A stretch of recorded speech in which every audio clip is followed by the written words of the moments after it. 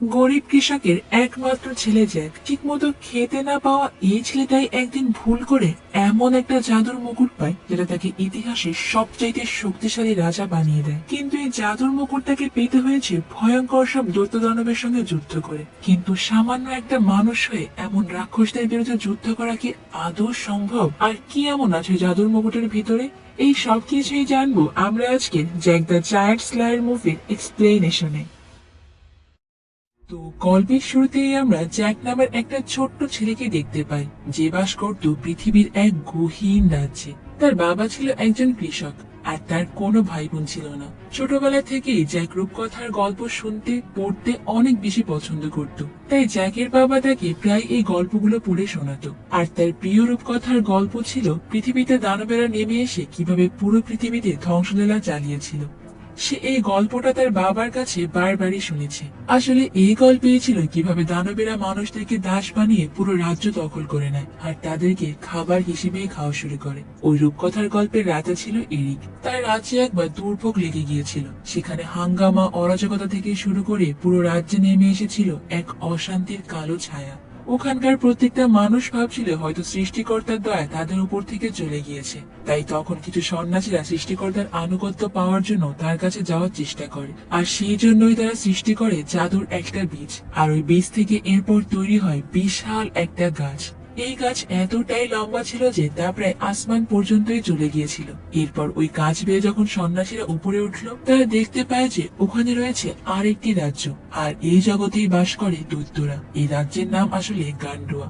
আর এরপর ওখান থেকে হিংস্র দৈত্যরা ওই গাছ বেয়ে পৃথিবীতে নেমে আসে। পৃথিবীতে আসার পরই তো তারা তাদের ধ্বংসলীলা শুরু করে দেয়। তারা বিভিন্ন ধরনের গাছপালা, জীবজন্তু খেয়ে তারপর আবার মানুষদেরকেও নির্বিচারে মারা শুরু করে। তাই এই দৈত্যদেরকে রুখতে রাজা সন্ন্যাসীদেরকে আদেশ দেয় যে কোনো একটা মন্ত্র তৈরি করে তাদেরকে যেভাবে হোক আটকাও। এরপর রাজার বাহিনী অনেক কষ্ট করে সেখানে একটা দৈত্যকে মেরে ফেলে, আর তার শরীর থেকে এরপর তার হাতটা বের করে ফেলে ওটা দিয়ে তৈরি করা হয় জাদুর একটা মুকুট। আর এই মুকুট পরে রাজা এরিক তার কৌশলে সব দৈত্যদেরকে তার দাস বানিয়ে ফেলে। আর এরপর সে ওই সব দানবদের আবারও তাদের রাজ্যে ফেরত যেতে বলে।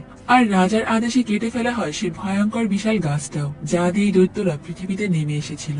এরপর আস্তে আস্তে রাজা এরিকের রাজ্যে আবারও শান্তি ফিরে আসতে শুরু করে। রাজা এরিক ওই মুকুটটা আর বীজগুলো খুব যত্ন করে তার কাছে রেখে দিয়েছিল। এরপর রাজা যখন মারা যায় তখন তার দাফনের সময় ওই মুকুট আর বীজগুলো তার সঙ্গে দিয়ে দেওয়া হয়। আর এই রূপকথার গল্পটি জ্যাকদের রাজ্যে খুবই জনপ্রিয় ছিল। শুধু জ্যাক নয়, এই রাজ্যের প্রত্যেকটা রাজকন্যা, এমনকি বাচ্চাদেরকেও এই একই গল্প শোনানো হতো। তাদেরকে বলা হতো যে এটা রূপকথার গল্প হলেও রাজা এরিক একসময় এই রাজ্যে ছিলেন। আর এরপরে 10টা বছর পার হয়ে যায়। জ্যাক যেহেতু অনেক গরিব পরিবারের ছেলে, তাই তাকে অনেক কাজ করে তার নিজের ভরণ পোষণ চালাতে হয়। এরপর জ্যাক একদিন তার ঘোড়াটাকে নিয়ে বাজারে গেলে দেখতে পায় সেখানে জনপ্রিয় রূপকথার গল্পটি একটা নাটক হচ্ছিল। জ্যাক তো অনেক আগ্রহ নিয়ে সেখানে যায়, আর অনেক মানুষের ভিড়ে তার হঠাৎ করে চোখ পড়ে যায় একটা মেয়ের দিকে। সে আসলে ওই রাজ্যেরই রাজকন্যা। সেও এখানে ছদ্মবেশে এসেছে ওই নাটকটা দেখতে। আর রাজকন্যার নাম হলো ইসাবেলা। তখন সেখানে থাকা কিছু বখাটে লোকেরা আবার ইসাবেলাকে বিরক্ত করতে শুরু করে। আর জ্যাক এটা দেখি তখন ওই লোকদেরকে বাধা দেয়, কিন্তু জ্যাক ওখানে উল্টো বেশ মার খায়। আর তারপরে ঘটে যায় একটা আশ্চর্যজনক ঘটনা। সেখানে থাকা সবাই তখন হাঁটু গেড়ে জ্যাককে সম্মাননা জানায়। জ্যাক তো এটা দেখি প্রচন্ড অবাক হয়ে যায় যে তার তো এরকম সম্মাননা পাওয়ার কোনো কথাই না, সে তো সামান্য একজন মানুষ। কিন্তু পরে পেছনে ঘুরে দেখতে পায় যে রাজার এক সেনাপতি এসেছে রাজকুমারীকে সেখান থেকে নিয়ে যেতে। আর তাকে দেখে মূলত সব লোকেরা হাঁটু গেড়ে সেখানে বসেছিল। আর জ্যাক মনে করেছিল যে তাকে সম্মাননা জানাচ্ছে। এরপর রাজকুমারীকে নিয়ে ওখান থেকে সে সেনাপতি চলে যায়। আর জ্যাকও মনে মনে বেশ খুশি হয়ে যায়, কারণ সে আজকে রাজকুমারীকে ওই বখাটেদের হাত থেকে বাঁচাতে পেরেছিল। তবে একটু পরে যখন সে পেছনে ফিরে তখন দেখতে পায় যে কে যেন তার ঘোড়ার গাড়িটাকে ওখান থেকে চুরি করে নিয়ে গিয়েছে। এটা দেখে তো জ্যাকের প্রচন্ড মন খারাপ হয়ে যায়, কারণ এমনিতেই সে গরিব মানুষ। তার উপর এখন যদি ঘোড়ার গাড়িটাও না থাকে তাহলে তার বেঁচে থাকায় কষ্টসাধ্য ব্যাপার হয়ে যাবে।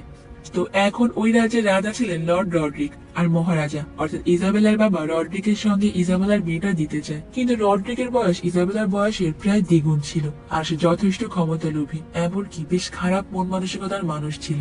এরপর রড্রিক যখন লাইব্রেরিতে যায় তখন সে ওখান থেকে একটা সন্ন্যাসীকে বেরিয়ে আসতে দেখে, আর দেখতে পায় যে রুমের মধ্যে সবকিছু এলোমেলো। রড্রিক তখন দেখতে পায় যে ওখানকার একটা বইয়ের ভেতর থেকে সন্ন্যাসীটা সিম বেচ নিয়ে পালিয়ে গিয়েছে। তবে রাজার মুকুটটা সে এখান থেকে নিয়ে যেতে পারেনি।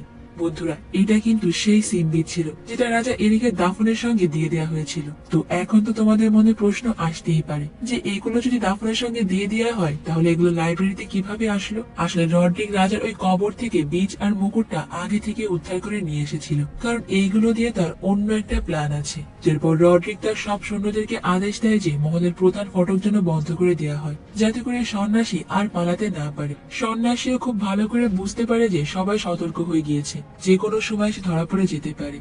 এরপর তার ওই সময় চোখ পড়ে জ্যাক আর জ্যাকের ঘোড়ার দিকে। সে আসলে জ্যাকের ঘোড়াটাকে নিয়ে এখান থেকে পালিয়ে যেতে চাচ্ছিল, তবে তার কাছে কোনো অর্থ না থাকার কারণে সেই সিম বীজ গুলো দিয়ে ঘোড়াটাকে কিনে নিতে চায়। কিন্তু জ্যাক তো প্রথমে বলে, এই সিম বীজ গুলো দিয়ে আমি কি করব? এগুলো তো আমার কোনো কাজেই আসবে না, আপনি আমাকে টাকা দেন।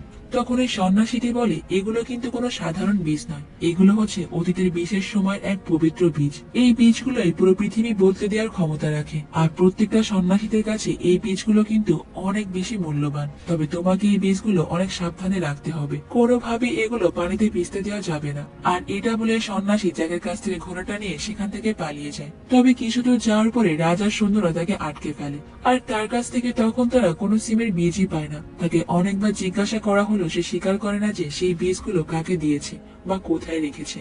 এরপর সন্ন্যাসী রড্রিককে বলে যে এইগুলো দিয়ে যে ভুল একবার হয়ে গিয়েছে তার হতে দেওয়া যাবে না। সৃষ্টিকর্তা আমাদেরকে একবার মাফ করে দিয়েছেন, কিন্তু এই ভুল যদি আমরা আবারও করি তাহলে কিন্তু পৃথিবী পুরোপুরি ধ্বংস হয়ে যাবে।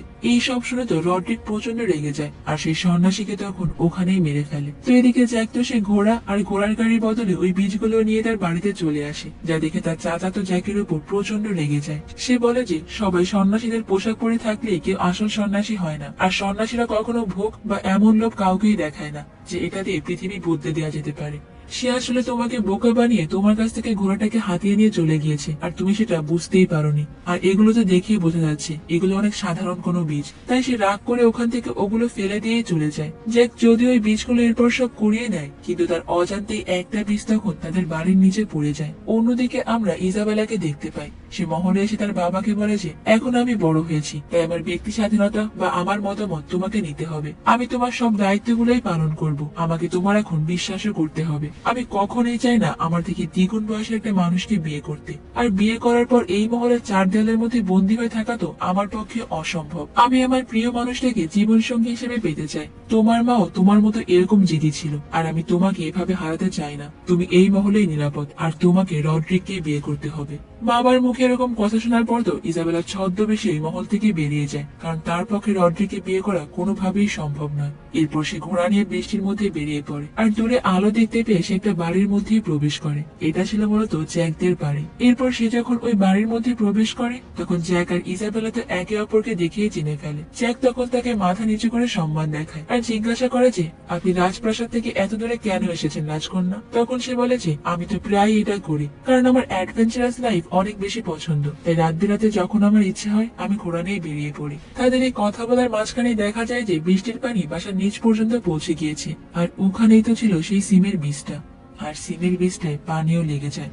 এরপর জ্যাক ইসাবেলাকে তার ছোটবেলার একটা গল্পের বই দিয়ে বলে এটা পড়লে হয়তো বা আপনি আরো অ্যাডভেঞ্চার পেতে পারেন। এই বইতে লেখা গল্পগুলো ইসাবেলার অনেক প্রিয় ছিল, কারণ ছোটবেলা থেকে সে এইসব গল্পগুলো শুনেই বড় হয়েছে। তো এদিকে বৃষ্টির পানি পেয়ে তো ওই বীজ থেকে গাছ বের হয়ে সেটা আবার মুহূর্তের মধ্যেই অনেক বড় হয়ে যায়, আর গাছের সঙ্গে সঙ্গে জ্যাকের বাড়িটাও আকাশের দিকে উঠতে থাকে। কিন্তু ওই বাড়ির মধ্যেই তখন আটকা পড়ে যায় রাজকন্যা ইজাবেলা। প্রথমে তো জ্যাক ওই বাড়ির মধ্যে উঠে গিয়েছিল, কিন্তু সে স্লিপ করে আবারও অনেকটা নিচে পড়ে যায়। তো এরপরের দিন সকালবেলায় রাজা তার সব সৈন্যদেরকে নিয়ে ওখানে চলে আসে, আর দেখতে পায় যে জ্যাক সেখানে একা পড়ে আছে। আর তাদের বাসায় ওরকম বিশাল আকৃতির একটা গাছ দেখে রাজা জিজ্ঞাসা করে যে আমার মেয়ে কোথায়? সত্যি করে বলো, তুমি আমার মেয়েটাকে কোথায় রেখেছো? তখন জ্যাক বলে যে রাজকুমারের বাড়িটার সঙ্গে দূরের আকাশে চলে গিয়েছে। তো এরপর রাজা সবাইকে আদেশ দেয় যে আমার মেয়েকে সেখান থেকে যে কোনো মূল্যেই ফিরিয়ে আনতে হবে। তো এরপর মহারাজের আদেশে ইজাবেলাকে আনতে লর্ড রড্রিক, সেনাপতি অ্যালমন্ড এবং তাদের কিছু সৈন্য আর জ্যাকও উপরে যায়।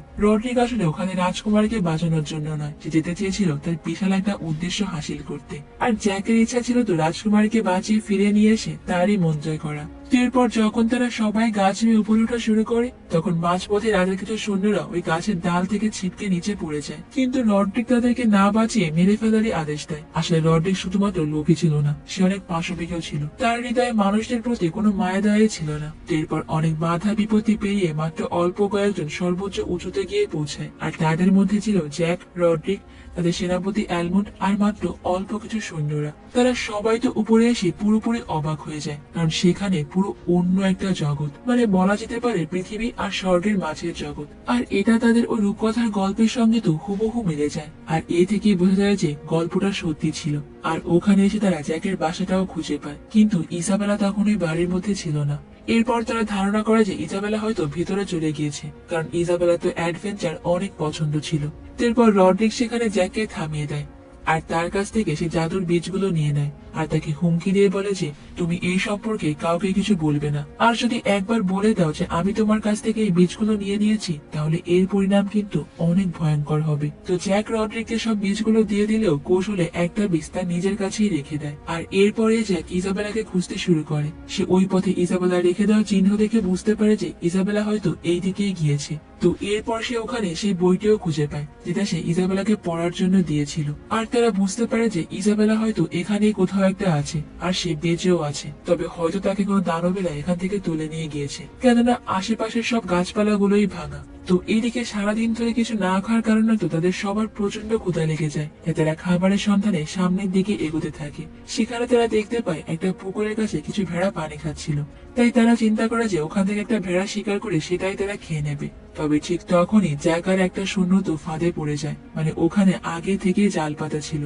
জ্যাক তো কোনো মতো জাল কেটে বাইরে বেরিয়ে আসে। তবে ঠিক তখনই তারা কিছু একটা জোরে জোরে পা ফেলার আওয়াজ পায়। তাই ভয় পেয়ে তো তারা সবাই সেখানে পালিয়ে যায়। আর জ্যাক জলের মধ্যে থেকেই দেখতে পায় যে এক বিশাল আকৃতির দানব সেখানে এসে একটা ভেড়াকে আস্ত ঘিরে খেয়ে ফেললো। এরপরে মানুষের ঘ্রাণ পেয়ে সেই দৈত্যটা সেখানে সেনাপতি আর অন্য একটা সৈন্যকে তার সঙ্গে করে নিয়ে যায়। আর জ্যাকই সবকিছু তো পানির মধ্যে লুকিয়ে লুকিয়ে দেখছিল। সে পানির মধ্যে থাকার কারণে এই যাত্রায় ওই দানবটার হাত থেকে কোনো মতে বেঁচে যায়। এরপরে জ্যাক পানি থেকে উঠে ওই দৈত্যটার পিছনে শুরু করে, কারণ সে ভালো করেই জানতো ওই দৈত্য যেদিকে যাচ্ছে সেখানে নিশ্চয়ই ইজাবেলাও আছে। অন্যদিকে আর এক পাশ দিয়ে তো রড্রিক এবং তাদের দুই সৈন্য ইজাবেলাকে খুঁজছিল। তখন একটা খাদের কাছে গিয়ে রড্রিক ইচ্ছে করে তার এক সাথীকে ধাক্কা দিয়ে নিচে ফেলে দেয়। আসলে রড্রিকের যে প্ল্যান ছিল তাতে সে একাই কাজ করবে, সে চায় না যে এই প্ল্যানে কেউ এসে সামিল হোক। ঠিক তখনই পেছন থেকে সেই দানবটা এসে রড্রিকের সাথে যে অন্য একটা সাথী ছিল তাকে গিলে খেয়ে ফেলে। আর ঠিক তখন সেখানে নিচ থেকে আর একটা দৈত্য উঠে আসে। তবে এই দৈত্যটা রড্রিকে ধরার আগে সে জাদুর মুকুটটা তার দিকে ধরে, যার কারণে দানব দুটো তখনই রড্রিকের দাস হয়ে যায়। আসলে এই মুকুটটি তো দৈত্যদের হৃৎপিণ্ড দিয়ে তৈরি ছিল। তো এই মুকুটটি পরে যখনই কেউ তাদের সামনে আসে আর তারা ওই মানুষটার দাস হয়ে যায় যে ওই মুকুটের মালিক। আসলে এইটাই ছিল রড্রিকের প্ল্যান, যে সে সব দানবদের তার দাস বানিয়ে পুরো পৃথিবীটাকেই দখল করে ফেলবে। তো এদিকে জ্যাক তো ওই দৈত্যকে পিছু করতে করতে একটা গুহার মধ্যে প্রবেশ করে, আর সেখানে গিয়ে দেখতে পায় ইজাবেলাকে বন্দি করে রাখা হয়েছে। তখন সেখানে একটা দৈত্য এসে ইজাবেলাকে বলে যে রাজকুমারী, তোমার শরীরে তো রাজা এরিকের রক্ত, আর আমরা এখনো তার রক্তের ঘ্রাণ ভুলতে পারিনি। অবশেষে আমরা তার রক্তের ঘ্রাণ আবারও নিতে পারবো।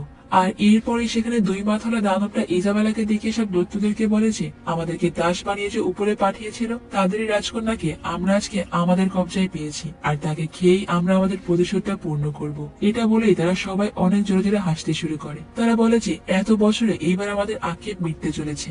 তো এরপর ওখানে তো সেই দানবটা চলে আসে, যে সেনাপতি এবং আরেকটা সৈন্যকে ধরে নিয়েছিল। এরপর সেনাপতির সঙ্গে যে সৈন্যটা ছিল তাকে একটা দৈত্য জিজ্ঞাসা করে যে এই তোমরা আমাদের রাজ্যে কিভাবে আসলে, আর পৃথিবীতে নামার পথটা আসলে কোথায়? কিন্তু এই সৈন্যটা তখন ওই দানবটাকে কিছুই বলে না, উল্টো তাকে আবার মুখ ভেঙচি দিয়ে দেয়, যার কারণে দানবটা রেগে গিয়ে তো তখনই তার ঘাড় মুটকিয়ে তাকে সেখানে মেরে ফেলে।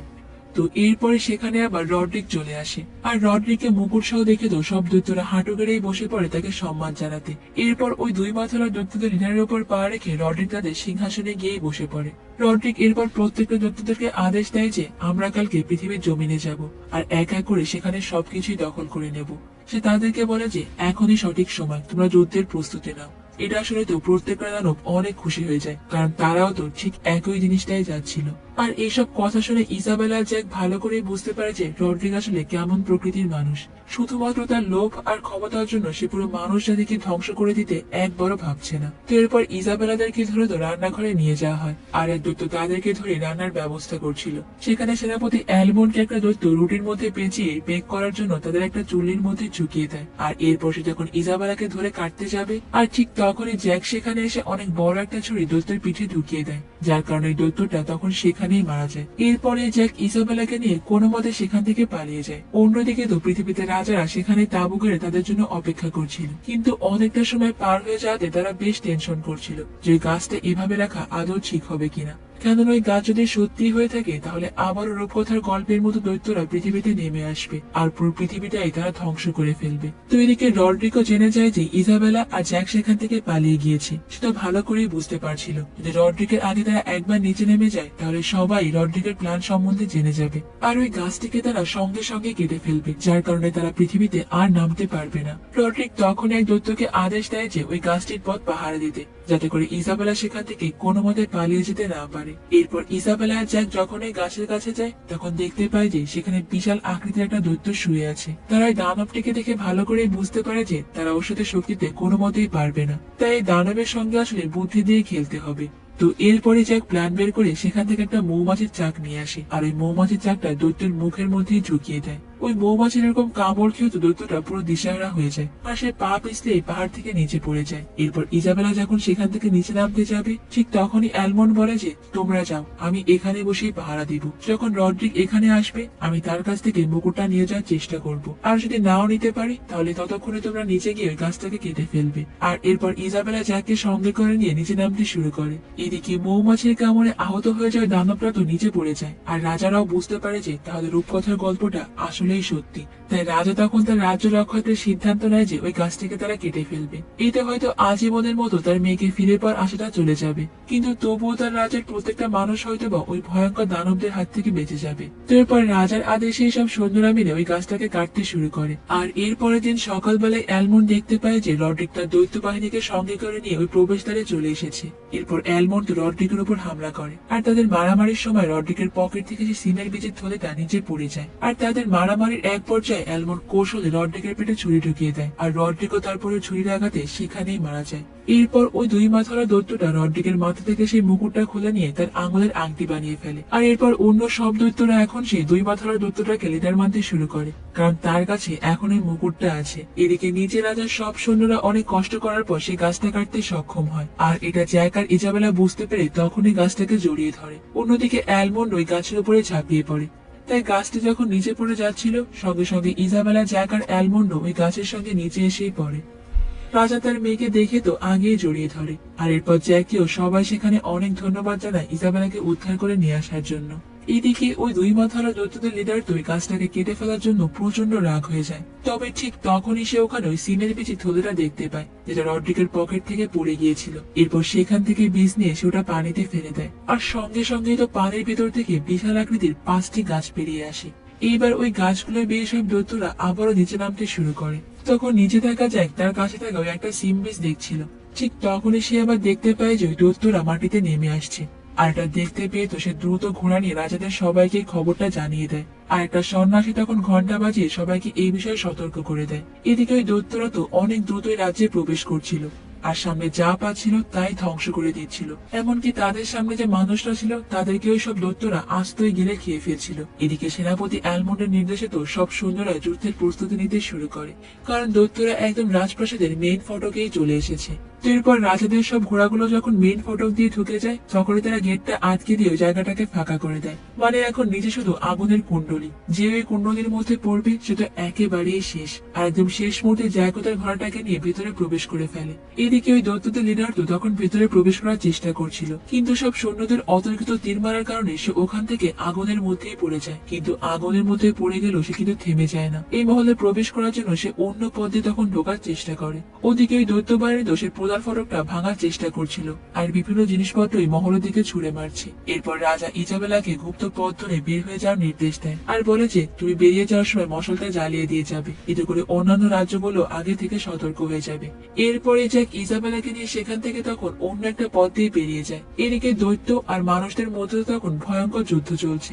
দৈত্যরা সেখানে থাকা প্রত্যেকটা গাছে আগুন লাগিয়ে সেটা আবার মহলের দিকে ছুড়ে মারছিল আর সৈন্যরা তাদের দিকে অনবরত তীর ছুঁড়ে মারছিল, কিন্তু দৈত্যদের শক্তির সঙ্গে সৈন্যরা কোনোভাবেই পেরে উঠছিল না। অন্যদিকে ইজাবেলা আর জ্যাক মহলে এসে গুপ্ত রাস্তায় চলে আসে, কিন্তু ঠিক তখনই সেখান থেকে দুই মাথার দৈত্যটা বের হয়ে আসে আর সে ইজাবেলাকে ধরিয়ে ফেলে।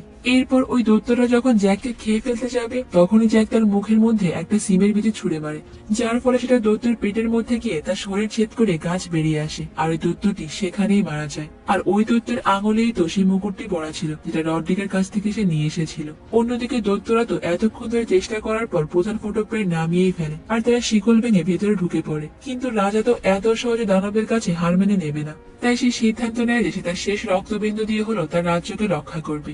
এদিকে সেই সিম বীজের গাছটা তো দুই মাথারা দৈত্যের শরীর থেকে বের হয়ে সেটা মহল ছেড়ে আকাশের দিকে উঠতে শুরু করে। আর একটু পরে প্রত্যেকটা দৈত্য তাদের হৃৎপিণ্ডে অনেক ব্যথা অনুভব করতে শুরু করে আর তারা হাঁটু গেড়ে সবাই সেখানে বসে পড়ে।